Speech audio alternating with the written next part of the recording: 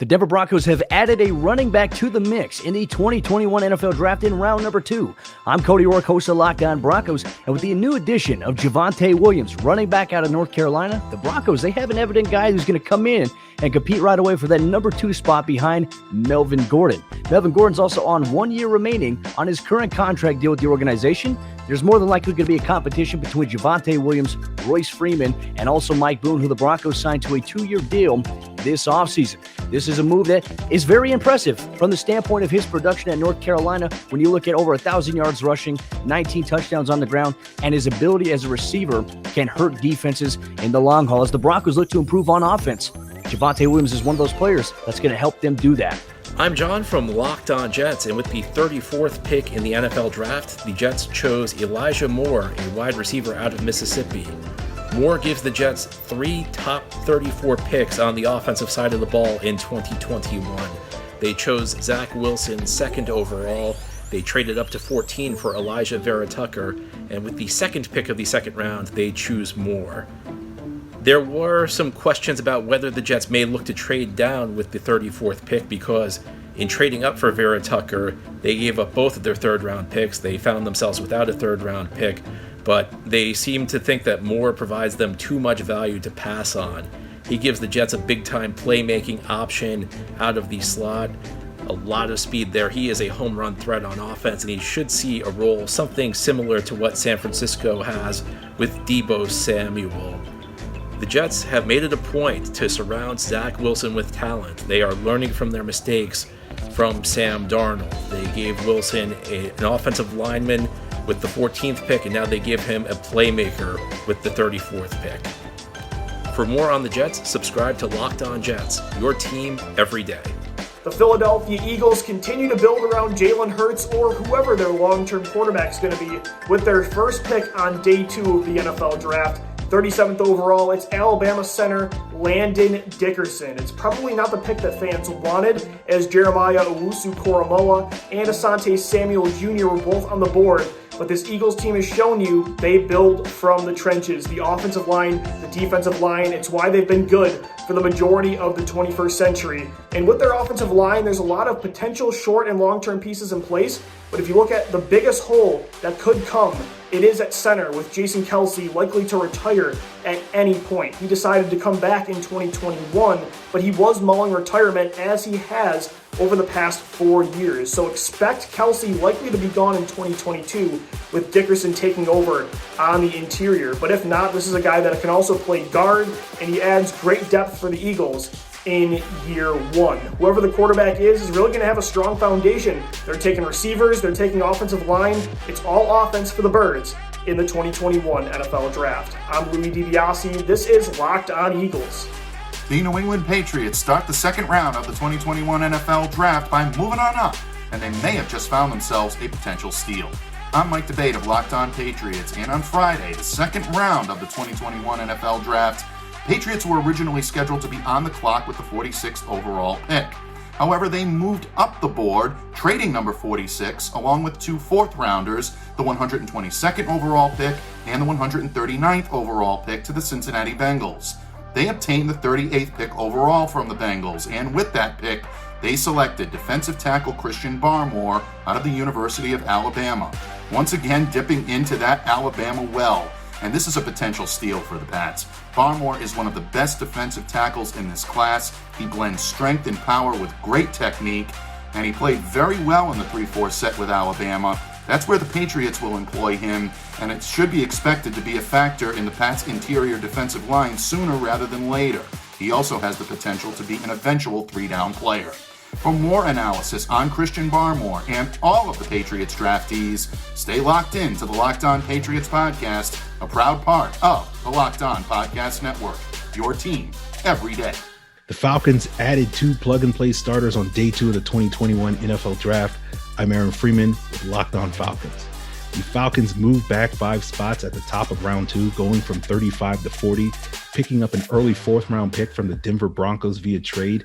That gives the Falcons another opportunity to shore up as many holes as they can on the defensive side of the ball. Things got rolling on that side of the ball at the start of round 2, using that acquired Broncos pick on Central Florida safety Richie Grant. Grant is considered one of the top safeties in this draft class due to his instincts, playmaking skills, and versatility. Those things make him a great fit in defensive coordinator Dean Pease's defense, and he should be plugged in immediately as a starter for the Falcons at free safety, joining Daron Harmon, the veteran, in the back seven.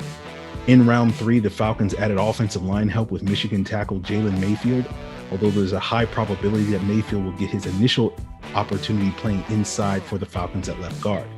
That's where the Falcons still have a vacancy in their starting lineup due to the release of James Carpenter earlier this offseason. Mayfield's college experience was exclusively at right tackle, starting a combined 15 games over the past 2 years, with an injury cutting short his 2021 season. It's likely that the Falcons could have an open competition that includes Mayfield at left guard, where currently swing tackle Matt Gano and free agent signee Josh Andrews are penciled atop the depth chart. With day 2 in the books, the Falcons are expected to continue to address their defense with 6 picks on day 3, but I could also see them adding some offensive help with some running back depth.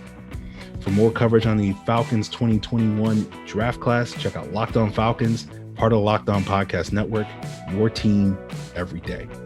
I'm your boy Q, host of the Locked On Raiders podcast, here to talk about the second pick that the Raiders had in the 2021 NFL Draft. They were sitting there at pick number 48. They trade up to 43 with the San Francisco 49ers. They send picks 48 and 121, and the Raiders come away with 43 and a 7th-round pick from the San Francisco 49ers. But more importantly, the Raiders turn that 43rd overall pick into Trayvon Merrick, the safety out of TCU, a very rangy safety, a ball-hawking safety, a free safety that the Raiders really desperately needed to pair up with Jonathan Abram. A really, really good pick here. A lot of Raider Nation very excited about that. You can see the war room after the pick was made. John Gruden was pumped up about it. A lot better feelings from a lot of Raider Nation from this pick than from the first-round pick from a Thursday evening when they went with Alex Leatherwood, the tackle out of Alabama. The defense gets improved. Gus Bradley has another toy to add to the defense to try to make this defense a lot better and a lot more opportunistic than it was in 2020. So the Raiders come out of round number 2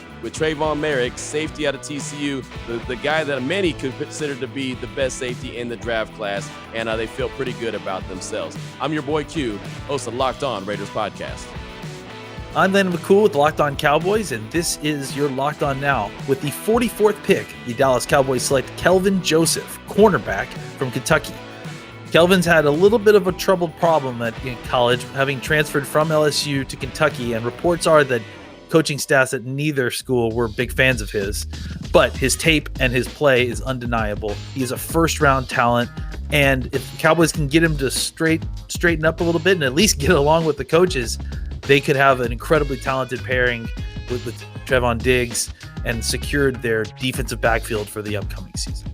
Hey guys, David Drogemeyer here, Locked On Chargers podcast. With the 47th pick in the second round of the 2021 NFL Draft, the Los Angeles Chargers select Asante Samuel Jr., the cornerback out of Florida State University. This is another home run pick by Tom Telesco. He is able to get another starter to add to his team. He gets his left tackle in the first round in Rashawn Slater out of Northwestern. And in the second round, he has Asante Samuel Jr., the corner, fall to him at 47. This is a great pick, a guy who I thought was going to go a little bit earlier. I'm ecstatic that he was available there at 47. A guy who has that NFL bloodline with his dad playing in the NFL for many years and having a lot of success. He's a guy who is physical. He can play in the slot. He can play outside. He's a great open field tackler, and he can take the football away. He is a great addition to this team. I can't wait to see what he is going to be able to do. But for more on this pick and all the rest of the draft picks that the Chargers take in the 2021 NFL Draft, please check out Locked On Chargers, your team every day. What's good, Giant fans? Patricia Traina, host of Locked On Giants, with you. And it was another busy day for the New York Giants in the 2021 NFL Draft. The Giants continue to trade, wheel and deal. Trader Dave was added again. And in 30 years of covering this team, I've never seen anything like this before. The Giants making trades in each of the first 3 rounds of the 2021 Draft. Moves made both for the present and for the future. So whip out your scorecards. Let's get you caught up on what the Giants did on Friday night. In round 2 of the draft, the Giants swapped places with the Miami Dolphins, moving down actually 8 spots to number 50 overall. There they were able to pluck Georgia edge rusher Azeez Ojulari. And in return, they also received Miami's third-round pick in the 2022 NFL Draft. So the Giants addressed their edge rusher need in round 2. Now in round 3, the Giants actually traded up as opposed to back. So they sent pick number 76 to the Denver Broncos, who had pick number 71. And the Giants also sent the Broncos pick number 164, which is their 5th-round pick that they got from the Chicago Bears Thursday night in the first-round pick trade that they made with the Bears. So with the new pick, the Giants traded up to get UCF cornerback Aaron Robinson. So again, for those of you keeping score at home, here's what the Giants have for next year. They have all 7 of their draft picks, plus an extra first, an extra third, and an extra 4th rounder. So right now they have 10 draft picks for 2022. What they'll be able to do with them? Well, they could need another quarterback depending on what happens with Daniel Jones, or maybe they're going to use those picks to trade around. We'll find out, obviously, as we get closer to next year's draft. For more on the New York Giants, keep it here on the Locked On Giants podcast. What's going on, everybody? It's Chris Russell here, co-host of the Locked On Washington Football Team podcast, along with David Harrison. We're covering the Washington Football Team 5 days a week. With the number 51 overall pick in the second round of the 2021 NFL Draft, the Washington Football Team took Samuel Cosmi, an offensive tackle from Texas. Now, the immediate placement for him by most fans and the way people are going to view him as the future left tackle, and he may wind up ultimately there. But there are plenty of people, including the SIS Football Rookie Handbook, my partner Pete Medhurst on the radio, who's also the voice of Navy football and hosts a college football podcast and knows a ton more than I do about college prospects, feel he will be better off at the right tackle spot, Samuel Cosmi, meaning than the left tackle spot. He's 6'6", 310, a little bit inconsistent, a little bit upright, maybe susceptible to some bull rushes. I know when I watched him a little bit, both live at Texas and also in cut-ups, I wasn't blown away. I'm not saying this is a bad pick, but I think he's certainly a guy that's got some raw physical tools and plenty of experience, but John Matsko's got some work to do. So with the number 51 overall pick, at least for now, the Washington Football Team has addressed their swing tackle, perhaps, position, and maybe that's how we should look at Samuel Cosmi, at least for year 1. Once again, I'm Chris Russell, Locked On Washington Football Team podcast for Locked On Now. This is Jeff Lloyd, the host of Locked On Browns, with the 56th overall selection in the 2021 NFL Draft. The Cleveland Browns trade up to snag hybrid defender Jeremiah Owusu-Koramoah out of the University of Notre Dame. There was a lot of talk that Koramoah possibly could have been in play at pick number 26. Has the speed, has the athleticism, has the coverage ability to handle anything. A wide receiver, a tight end, a running back, ferocious hitter. One of these things that was an issue with Koramoah is exactly what you were going to play him. Where is his specialty? He doesn't need to have one for Joe Woods. He can play safety. He can play linebacker. He can blitz. He can chase running backs. He can chase tight ends. This is a great toy for defensive coordinator Joe Woods as Andrew Berry continues to do a fantastic job to lengthening his defense and putting him in the best position to deal with the Buffalo Bills and the Kansas City Chiefs for a spot in the AFC Championship game in the 2021 NFL season.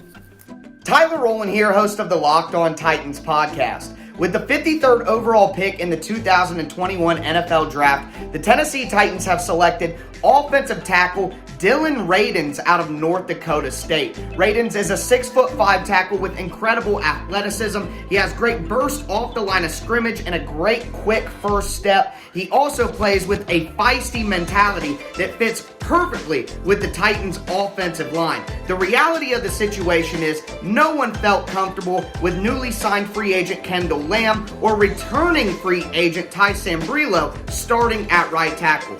Expect Rayden to come in and compete for a starting position and, in my opinion, ultimately win that starting job. The Titans still have big needs at wide receiver, notably tight end and edge rusher going forward, but there are a ton of good prospects at both positions the Titans could target with pick 85 and pick 100. For more analysis, check out a bonus episode of the Locked On Titans podcast on whatever platform you do stream tomorrow morning, recapping everything from day 2 of the NFL Draft. This is Corbin Smith for Locked On Seahawks. With only 3 selections, a league low, entering the 2021 NFL Draft, everyone expected John Schneider and the Seahawks to trade down at pick 56 at least once, but they fooled everyone, staying put at the selection and picking speedy receiver Dwayne Estridge out of Western Michigan, a 5'9", 180-pound dynamo. He ran a sub-4.4 40-yard dash. He led the nation last year, averaging 213 all-purpose yards for the Broncos. And I think another thing that Pete Carroll and company really love about this kid, he was a running back in high school. He played some corner at the college level before finally settling in at receiver. So he has positional versatility. He can create after the catch. He's a downfield threat. Not the most polished route runner. He's had a few injuries. A little older player as well at 24 years of age. But he should be a perfect complement to DK Metcalf and Tyler Lockett in Seattle's new offense coordinated by Shane Waldron.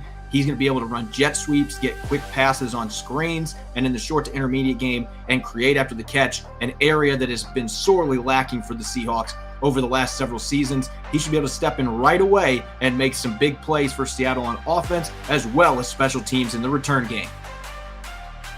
I'm Sosa Cremenges of the Locked On Rams podcast, and with the 57th overall pick, the Los Angeles Rams selected former Louisville Cardinals wide receiver Tutu Atwell. They did also have the 88th pick in the 3rd round, though they traded that to the San Francisco 49ers in exchange for 2 4th-round picks.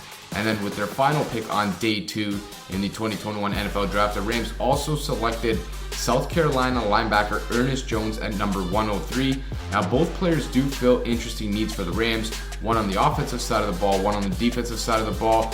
Tutu Atwell is going to be the wide receiver 5 for the time being, is the smallest, lightest receiver ever, I think, in the NFL, or at least one of. And, he's going to get a chance to learn behind veteran Deshaun Jackson, who is arguably one of the best deep threats in the NFL, as well as NFL history. And now, Atwell may not see a lot of playing time as a rookie, but he will be able to contribute in a gadget-style role, maybe working a little bit vertical, play that jet sweep role, as well as potentially on special teams. And then you look at the other side of the ball, the 2nd pick in Ernest Jones. He's got a potential opportunity to be a starter from day 1 at that inside linebacker spot for the Rams. Really depends on, how things shake out in training camp, but right now the Rams are looking okay. They have multiple picks going into day 3 in the 2021 NFL Draft and look to be in a decent position moving forward. For more on the Los Angeles Rams, listen to the Locked On Rams podcast wherever you get podcasts.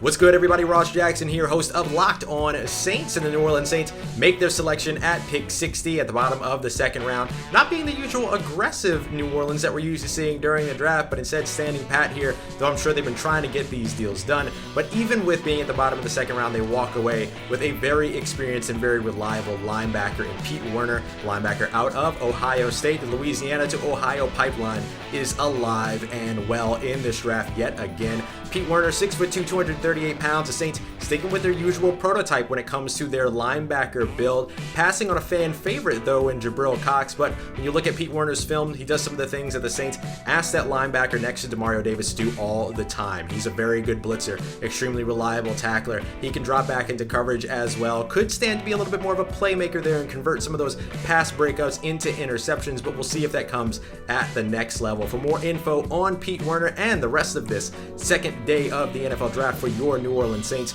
make sure you tune into the Locked On Saints podcast, part of the Locked On Podcast Network, your team every day.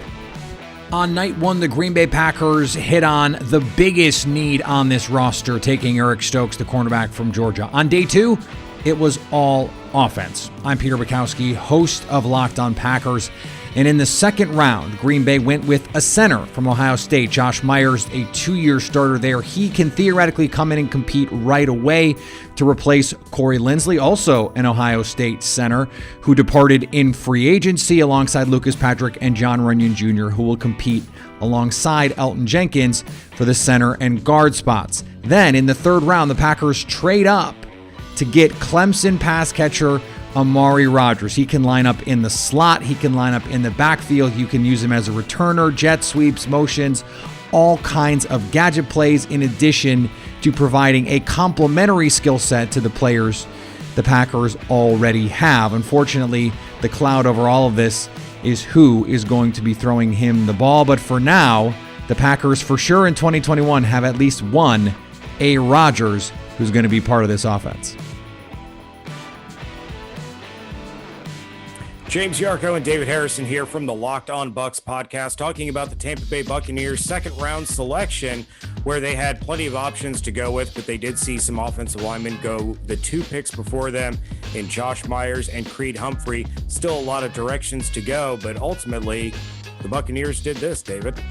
Yeah, I probably would have gone offensive lineman Quinn Miners if it were me in the war room, but ultimately it's not, and we have to trust the light, as we've said in the past. I mean, it led the Buccaneers to the Super Bowl, so you can't argue too much with it. And the Tampa Bay Buccaneers, with the final pick of the second round in the 2021 NFL Draft, take Florida Gator quarterback Kyle Trask. And now the Tampa Bay Buccaneers have a backup quarterback that they're going to look to mold into potentially becoming the quarterback of the future. And I think that's the important context to really put to this, James, is that he is going to potentially become the quarterback of the future. He is not going to be locked in as the next quarterback, the successor to Tom Brady necessarily. There are some flaws in Kyle Trask's game that a lot of people have already mentioned on social media, and even going into his draft profile, NFL.com's Lance Zierlein comparing him to Brad Johnson. Very much a quarterback that had enough skill, enough talent to be able to take an offense, to put enough points on the board, to rely on the defense to keep opponents in check. The Buccaneers certainly building that caliber of defense, but now they give Kyle Trask the opportunity to work on those technical flaws and some of those physical flaws while he learns behind a quarterback who honestly has become the greatest to do it without having elite physical ability. Yeah, this is a guy that threw for over 4,200 yards last year, 43 touchdowns, only 8 interceptions. He can sit back, he can learn, he can develop. The Bucs did not bring back free agent quarterback Blaine Gabbert, so now you have a guy that provides depth at the quarterback position with Ryan Griffin still there. And, well, maybe, David, he becomes the new guy to carry Tom Brady off of a boat after the boat parade. We shall see. And the third round, a lot of people said they would have taken Kyle Trask in the third round. I probably agree with that. The NFL draft is already into the third round, so we'll go back. We'll see what the Buccaneers do here, the final part of day 2. Come back again and see us on the end of day 3. And then for more on this pick and everything Tampa Bay Buccaneers, check out James and I on the Locked On Bucs podcast, part of the Locked On Podcast Network, your team every day.